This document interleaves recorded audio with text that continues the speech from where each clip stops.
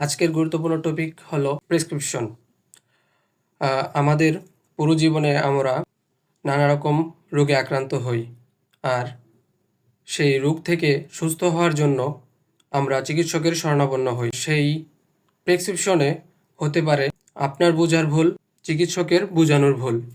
তাই আমাদের উচিত চিকিৎসকের কাছ থেকে সঠিকভাবে ওষুধের নিয়মকানুন এবং ডোজ সম্পর্কে জানা এবং কোন ওষুধ কিভাবে খেতে হবে সেই সম্পর্কে জেনে আসা। আমাদের ভুলটা হচ্ছে যে আমরা ভালোভাবে বুঝে এবং চিকিৎসকের কাছ থেকে পরামর্শ ভালোভাবে না নিয়েই চলে আসি এবং পরবর্তীতে ওষুধ কিভাবে খাবো এবং অনিয়মিতভাবে ডোজ হয়ে যায় বা খাওয়া হয়ে যায়, সেই কারণে আমরা নানা রকম ভোগান্তিতে পড়ি।